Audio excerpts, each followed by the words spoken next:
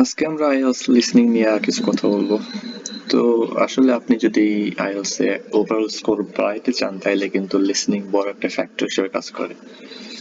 যেমন অন্যান্য মডিউল যেমন আছে স্পিকিং বা রাইটিং, আপনি স্পিকিং বা রাইটিং এ যদি 8+ পাইতে চান তাহলে কিন্তু আপনার অনেক বেশি এফোর্ট দিতে হয়। কিন্তু আপনি এই দিকে যদি লিসনিং এর ক্ষেত্রে শুধু একটু কেয়ারফুল থাকেন তাহলে কিন্তু 7.5 বা 8+ তোলা কিন্তু তেমন অসম্ভব কিছুই না। এটা কিন্তু অ্যাভেলেবেল ওঠে, তাই না? তো আমরা যদি ভালো একটা স্কোর চাই ওভারঅল তাহলে কিন্তু লিসনিংটা খুবই গুরুত্বপূর্ণ আমাদের জন্য। এবং আসলে অল্প কিছু টিপস ফলো করলে আপনি লিসনিং এ কিন্তু ভালো একটা স্কোর করতে পারবেন। তো আমরা যদি কয়েকটা বিষয় মাথায় রাখি তাইলে কিন্তু আমরা সহজেই লিসনিং এ ভালো করতে পারি। যেমন একটা জিনিস, আপনার লিসনিং কিন্তু অডিও চলবে এবং সেইখানে কিন্তু আপনি সেটা দ্বিতীয়বার শোনার সুযোগ পাবেন না। এই জন্য প্রথম টিপ হলো যে আপনি আপনার কনসেন্ট্রেশন কিন্তু সবসময় রাখতে হবে। এটা কিন্তু খুবই গুরুত্বপূর্ণ আপনার আইএলটিএস লিসনিং এর ক্ষেত্রে। আপনি যদি একটা কোয়েশ্চেন মিস করে যান আপনি কিন্তু দ্বিতীয়বার ওই অডিওটা আর শুনবেন না। তো এই ক্ষেত্রে কিন্তু খুবই কেয়ারফুল থাকতে হয় যে আমি আসলে পুরোপুরি ঠিকভাবে মনোযোগ রাখতে পারতেছি কিনা। এইখানে আপনি আপনার আসলে দীর্ঘ সময়ের জন্য মনোযোগ রাখার জন্য আপনি কিছু কিছু জিনিস করতে পারেন। যেমন হইতে পারে আপনি বিভিন্ন পডকাস্ট শুনতেছেন, তারপর হইতে পারে আপনি বিভিন্ন ইংলিশ মুভি দেখতেছেন এবং সাথে স্পোর্টস কমেন্ট্রি আপনি এগুলা কিন্তু খুবই হেল্প করে। কারণ কি, আপনি যখন মন দিয়ে শুনবেন এগুলা তখন কিন্তু আপনার ভিতরে একটা কি বলে লং টাইম যখন শুনবেন বা আপনি প্র্যাকটিস করবেন তখন কিন্তু আপনার মধ্যে একটা অটোমেটিক আপনার ব্রেইনটা কিন্তু ট্রেন হয়ে যাবে আসলে যে দীর্ঘ সময় ধরে কোনো একটা কথা শোনা বা এটা কিন্তু আপনার ব্রেইনটা কিন্তু আসলে একসময় কি অ্যাডজাস্ট করে নেবে, তাই না?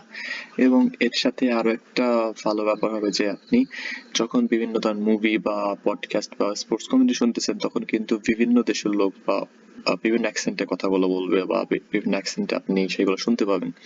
এবং আইএলটিএস কিন্তু আপনার লিসনিং এর ক্ষেত্রে কিন্তু বিভিন্ন অ্যাকসেন্ট ব্যবহার করা হয়, যেমন কি ইউকে, ইউএস অথবা অস্ট্রেলিয়ান অ্যাকসেন্ট। তো আপনার এখানে দুইটা হেল্প করবে এই পডকাস্ট, মুভি আর স্পোর্টস কমেন্ট্রি দেখায়। যেমন আপনার কনসেন্ট্রেশন বাড়াবে এবং সাথে সাথে কি হবে, আপনার বিভিন্ন অ্যাকসেন্ট আপনি বুঝতে পারবেন সহজেই, যেটা কিন্তু খুবই গুরুত্বপূর্ণ। কারণ আপনি আইএলটিএস লিসনিং টেস্ট দিতেছেন, আপনি অ্যাকসেন্ট বুঝতেই পারতেছেন না যে কি বলছে, তাহলে আপনি কোয়েশ্চেনের অ্যান্সার করবেন কেমনে? এটা তো অসম্ভব, তাই না? তো এই জন্য কিন্তু এগুলো খুবই গুরুত্বপূর্ণ এবং ভালো কাজ করে।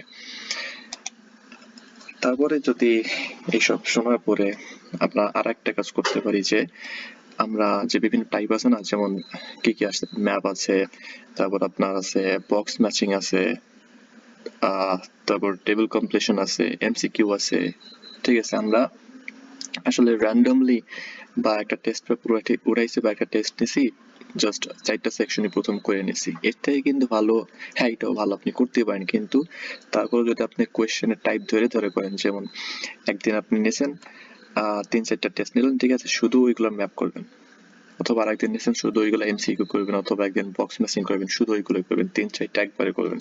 তাইলে কি হবে, তাইলে কিন্তু আপনার যে ব্রেইন সে কিন্তু আসলে প্রত্যেকটা কোয়েশ্চেন টাইপের সাথে কিন্তু খুব ভালোভাবে আসলে পরিচিত হবে এবং আপনার এটা সহজেই কিন্তু একটা প্যাটার্ন ধরতে পারবে তারা। ঠিক আছে, আপনি প্যাটার্নটা খুব সহজে ধরতে পারবেন এবং এক্সামের সময় কিন্তু এটা খুবই খুবই হেল্পফুল হবে। এটা আপনি ট্রাই করে দেখতে পারেন।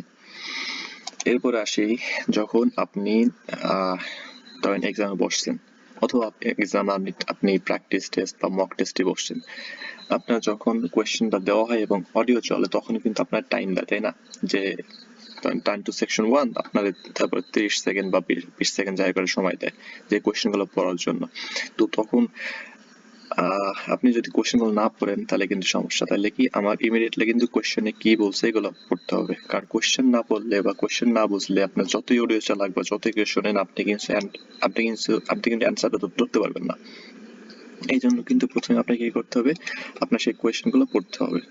ঠিক আছে, এবং আরেকটা গুরুত্বপূর্ণ বিষয় হলো যখন এই যে গ্যাপ ফিলিংস আছে, সেইখানে কিন্তু আপনি কি করতে পারেন যে অ্যান্সার গুলো আছে এগুলো কিন্তু আপনি প্রেডিক্ট করতে পারেন বা গেস করতে পারেন, তাই না, যে কি হইতে পারে ভাই এখানে।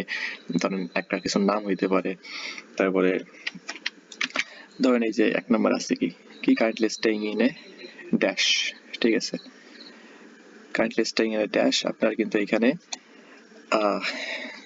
কি হবে যে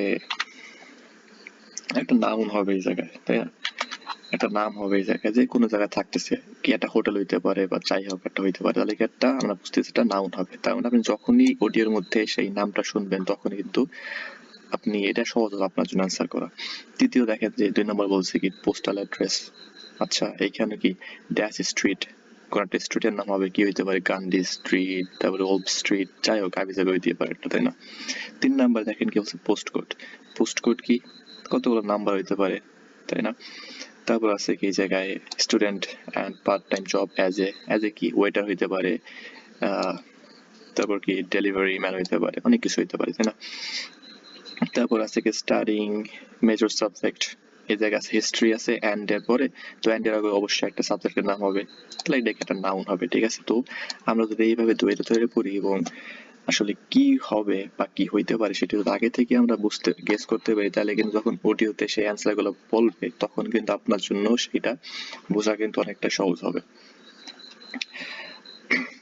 এবং আপনি দেখবেন যে তখন এইভাবে প্র্যাকটিস করবেন তখন আপনি আসলে প্রত্যেকটা কোশ্চেনে আপনি যখন প্রথমত কোশ্চেন পড়বেন এবং অ্যান্সার গুলো আপনি একটু হলে আইডিয়া করতে পারবেন যে এই অ্যান্সারটা এমন হইতে পারে, তখন কিন্তু আপনার জন্য অনেক ইজি হবে।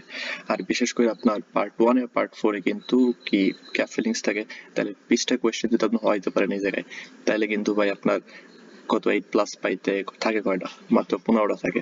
তো 2টা সেকশন থেকে আর 15টা পারবেন না, অবশ্যই এটা ট্রাই করলেই পারবেন। তাইলে কিন্তু আমরা এই স্ট্র্যাটেজিটা ফলো করতে পারি।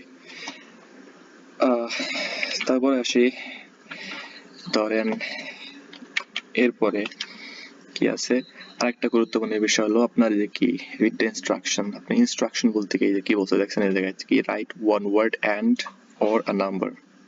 আচ্ছা এটা কিন্তু একটা কি বলছে আর এটা কি বোঝাইছে, এটাতে বোঝাইছিল যে আপনি হয় যে কোনো একটা ওয়ার্ড লিখতে পারবেন আনসারের ক্ষেত্রে, যে কোনো একটা ওয়ার্ড, যেমন কি অডিটোরিয়াম একটা ওয়ার্ড লিখতে পারেন, অথবা যে কোনো একটা নাম্বার বসাতে পারবেন যেমন 19, অথবা কি আপনি একটা নাম্বার এবং একটা ওয়ার্ড দুইটা মিলেই বসাতে পারবেন, যেমন কি 2 কেজি, 2 নাম্বার, কেজি একটা কি একটা ওয়ার্ড, ঠিক আছে। তো এইভাবে বসাইতে পারেন।